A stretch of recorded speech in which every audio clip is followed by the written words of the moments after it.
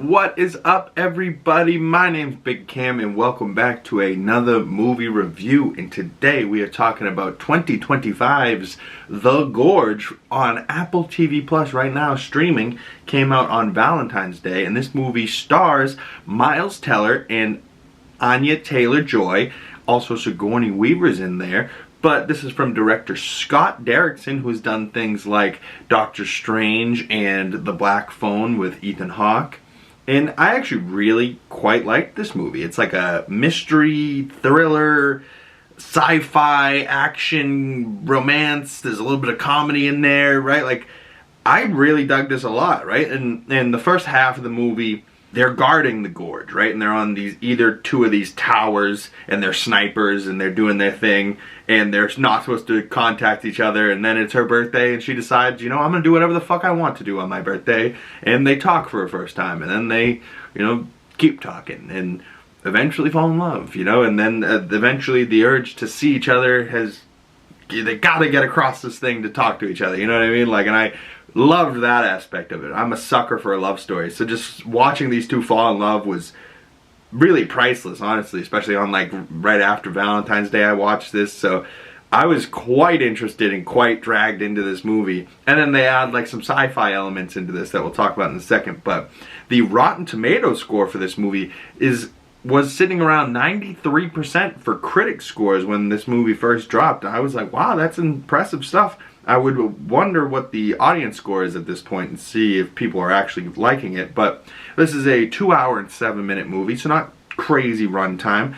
But there's two little Easter eggs in this movie that I thought was hilarious.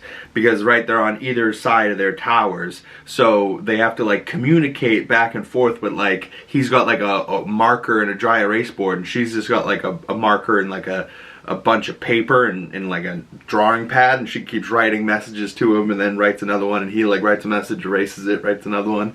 And at one point they're like, you know, dating, but they're at their either towers and they play chess, and she like, you know, goes queen to rook 5 and like shoots, and he's like puts the piece in the wrong place, and she's like shoots to correct him. But like that's definitely a reference to Anya Taylor-Joy doing Queen's Gambit, right? And then they have a different moment where they're playing drums, and that's definitely a reference to Miles Teller's Whiplash, right? And then coming off of Miles Teller just did Top Gun Maverick, coming off of Furiosa, Anya Taylor-Joy just did Mad Max Furiosa, right? Like, so both of these people are coming off crazy dope movies, and like then you got Sigourney Weaver in there as like the villain, the person that hired Miles Teller's character to go out there, and it's like, ooh, something's mysterious is going on here, and you got to figure out what's going on. And it says the world's most dangerous secret lies between them, and the gorge is what that secret is. And I won't spoil, you know, what's in the gorge or what happens further than that,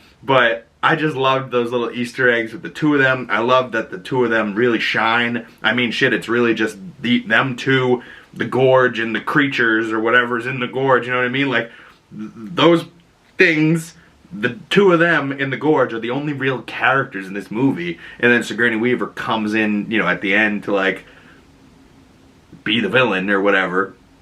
But, you know, I really love how it ended. I really love that, you know, it could be a one-off, could be another movie, you know. I think maybe it will be a one and done. It does feel like a really good just one-off movie, and it maybe possibly could have been left over to do a sequel, but I don't think it needs one. And I think it was a good just one-off film, and honestly I really enjoyed it. So overall I gave this film 4 out of 5 stars, about an 8 out of 10, and I think that's a pretty solid score, especially for like an Apple TV streaming movie. And there's a couple other things that just came out on streaming, like the animated movie that was winning some awards, that's Oscar nominated animation film called Flow. I want to check that out. If you haven't checked out like We Live in Time, that's also on Amazon or on Max right now. Netflix is a movie called Kinda Pregnant I've been wanting to check out. But comment below, what have you been watching over the weekend and during Valentine's Day and into these next couple of weeks. What have you been watching? Comment below some movie recommendations for me.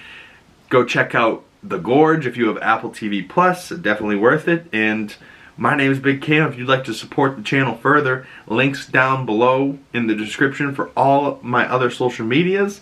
The best way to support the channel is by liking this video, commenting down below, hitting that bell so you don't miss future videos and you get the notifications, and subscribing if you're new. Thank you guys if you've made it this far in the video. I really appreciate it, and I will see you beautiful people in the next one.